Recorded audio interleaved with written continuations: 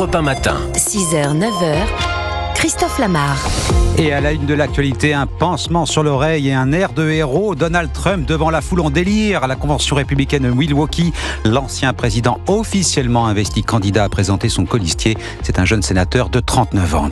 Conseil des ministres aujourd'hui, le dernier de Gabriel Attal. Le président devrait accepter la démission de son gouvernement et permettre à ses ministres de siéger à l'Assemblée. À 2 jours de la rentrée des députés, le camp présidentiel compte chaque voix pour empêcher le Rassemblement national et la France insoumise d'accéder aux responsabilités du Palais Bourbon. Dans ce journal également, un militaire de l'opération Sentinelle poignardé à la gare de l'Est hier soir à Paris. Le choc à 11 jours des Jeux Olympiques, récit dans un instant. Et puis le Comte de Monte Cristo, succès en salle et en librairie depuis la sortie du film. Le livre a le vent en poupe, reportage à venir. Europe 1. Le journal, Fanny Marceau, bonjour. Bonjour Christophe, bonjour à tous. Un accueil digne d'une rockstar pour Donald Trump cette nuit à la convention républicaine à Milwaukee dans le Wisconsin. Événement auquel vous avez assisté à Viva Fried. Vous êtes l'envoyé spécial d'Europe 1 à Milwaukee. Le candidat désormais officiellement investi par le Parti républicain a électrisé, c'est peu de le dire, les 50 000 militants venus de tout le pays pour l'applaudir. Mesdames et messieurs, le 45e président des États-Unis, qui sera bientôt le 47e président des États-Unis, veuillez accueillir Donald Trump. Il était attendu comme le Messie et il est apparu soudain devant la foule en délire ici à Milwaukee. Donald Trump est arrivé l'air grave. Sur son oreille droite, un énorme pansement blanc rappelle, si besoin est, qu'il a survécu à une tentative d'assassinat. Il s'assoit à côté de sa famille et de son nouveau colistier, visiblement très ému de l'accueil. Cette apparition de Donald Trump, c'était le point d'orgue d'une première journée riche en événements, à commencer par sa nomination officielle annoncée par son fils Eric, puis l'annonce de son colistier, même si pour certains délégués, le nom finalement importait peu. C'est en tout cas ce que m'a affirmé Chris Marino, l'un des délégués de Floride. Nous soutenons la décision du président Trump, nous sommes à 100% derrière lui dans tout ce qu'il décide. Après l'attaque contre Donald Trump samedi dernier, les participants à la convention sont remontés à bloc. Le Parti républicain est vraiment le parti d'un seul homme. À Viva Fried à Milwaukee pour Europe 1. Et aux côtés de Donald Trump sur scène, on l'a entendu, son colistier fraîchement désigné. Oui, l'ancien président a entretenu le suspense jusqu'au bout et il a finalement présenté hier soir le sénateur de l'Ohio, James David Vance, 39 ans, proche du président, de l'ancien président, mais qui ne permettra pas d'élargir sa base électorale, Anne Toulouse. Généralement, les candidats choisissent leur complément. Donald Trump a choisi un double qui a la moitié de son âge. J.D. Vance, qui aura 40 ans le mois prochain, pourrait être le plus jeune vice-président des États-Unis. En le sélectionnant, Donald Trump fait un pari risqué car il vient d'un État, l'Ohio, qui lui est déjà acquis. Il a une courte expérience parlementaire, il n'est sénateur que depuis 2 ans et aucune de l'exécutif. Donald Trump avait dit qu'il souhaitait un second prêt à gouverner et ce qui s'est passé samedi montre que cela peut arriver rapidement. J.D. Vance est surtout connu pour des mémoires adaptées au cinéma qui racontent une enfance misérable dont il est sorti en s'engageant chez les Marines avant d'entrer dans une prestigieuse université, Yale. Une histoire qui résonne auprès de la base de Donald Trump, mais ses positions très conservatrices risquent de rebuter les électeurs centristes dont le candidat a besoin.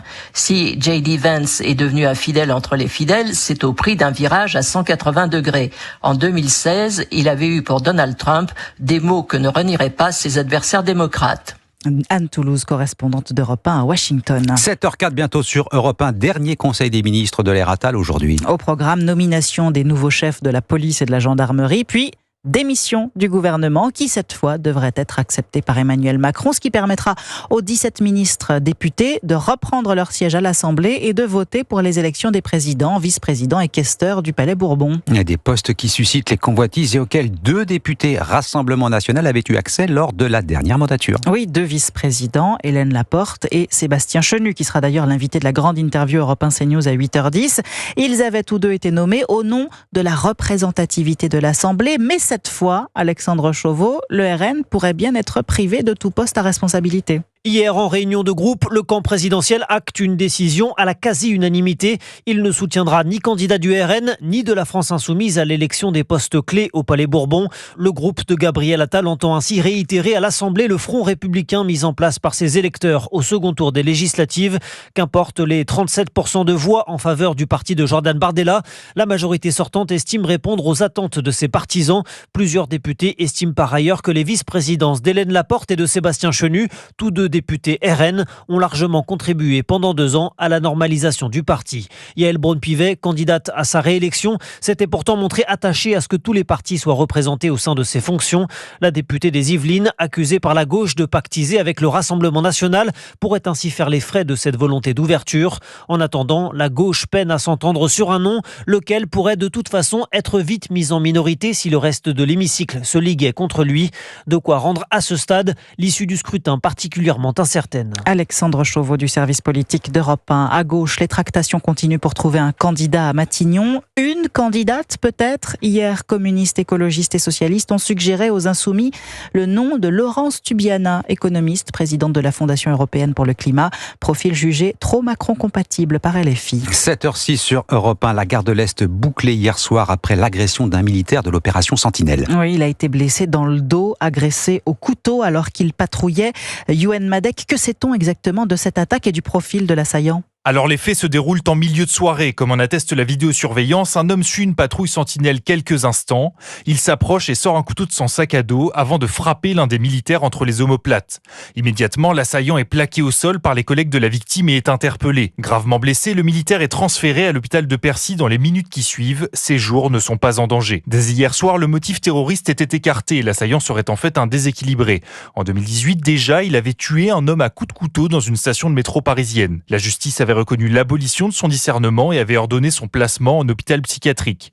De nationalité française, l'homme est né à Kinshasa en République démocratique du Congo. Il a 40 ans, il se dit chrétien et aurait crié « Dieu est grand » en français au moment de l'agression, selon une source policière, qui précise également que l'homme dit avoir agi, je cite, « parce que les militaires tuent des gens dans son pays ». Youenn Madec, une agression qui se déroule à 11 jours à peine de la cérémonie d'ouverture des Jeux Olympiques et alors que 68% des Français se disent inquiets de la sécurité de ces JO, notamment sur les lieux touristiques et dans les transports, selon le baromètre fiducial Odoxa pour le Figaro ce matin. Notez que 45 000 forces de sécurité vont être mobilisées pour ces Jeux de Paris. Le sport et la présentation aujourd'hui à Madrid de Kylian Mbappé aux supporters du Real. Oui, ce sera à la mi-journée dans un stade Santiago Bernabéu à guichet fermé. Émotion également en équipe de France. Les adieux hier sur les réseaux sociaux d'Olivier Giroud, le meilleur buteur des Bleus, quitte la sélection avec ces mots « Ma plus grande fierté, mon plus beau souvenir ». Tiens, parlant de souvenirs, vous souvenez-vous d'avoir lu Le Comte de Monte Cristo, Christophe ? Oui, et j'ai une anecdote. Puisqu'on est un petit peu en avance, je vais me permettre de vous la raconter, Fanny, Trina.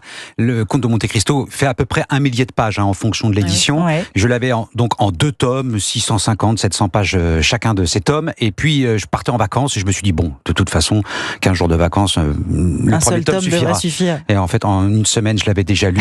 Et j'ai dû attendre une semaine de rentrer à Paris pour me saisir de mon tome qui était précieusement rangé sur ma bibliothèque. Incroyable. Le meilleur roman de KPDP selon moi. Eh bien écoutez, vous n'êtes pas le seul à le penser. Le film à l'affiche en ce moment avec Pierre Ninet a réveillé les lecteurs, si bien qu'effectivement il a du succès au cinéma, ce Comte de Monte Cristo, mais il cartonne aussi en librairie. Les ventes ont été multipliées par 4, Marie Jiquel. Là, évidemment, celui-là, on l'a mis sur la table visible. Entre les mains de Sandrine, libraire à Paris, le fameux roman de Dumas, Le Comte de Monte Cristo. Alors, combien de pages ? 800 x 2. Un pavé qui n'effraie pas. C'est un livre que les gens adorent. C'est un livre qu'on vend avant le film régulièrement. Puisque toutes les générations se replongent dans cette grande histoire de vengeance portée au cinéma par Pierre Ninet pendant 3 heures. Nous prendrons tout le temps qu'il faut pour être prêt. Puis le fait qu'il y ait un super bon bouche à oreille sur ce film, tout le monde aime en fait. Donc ça pousse après les ventes du livre où je l'ai jamais lu ou je l'ai lu il y a longtemps. Il y a différents cas de figure. Des ventes exceptionnelles. Alors ça c'est vraiment extraordinaire pour des classiques. Blanche Serquiglini, responsable des folios classiques chez Gallimard. Le Comte de Monte Cristo en folio classique se vend très bien. On l'anticipe pour juillet et même pour août. Les ventes sont multipliées par 10. Ça veut dire qu'on gagne un nombre considérable de lecteurs, sans doute des jeunes. 2 siècles de succès à sa sortie en 1844, les foules se pressaient déjà pour suivre les aventures du Comte de Monte Cristo, publiées sous forme de feuilletons dans les journaux. Prêt à faire quoi ? À se venger. Chérie, je te présente enfin le Comte de Monte Cristo. Albert, que sais-tu de cet homme ? Qu'est-ce qu'on sait de cet homme, hein ? On va lire le livre et on le saura. Voilà, la réponse soit au cinéma, soit en lisant le livre. Et d'ailleurs, même si vous avez vu le film déjà, je vous recommande la lecture du Comte de Monte Cristo. Alexandre Dumas, c'est un formidable roman. On va le faire. Merci Fanny Marceau. Merci à vous.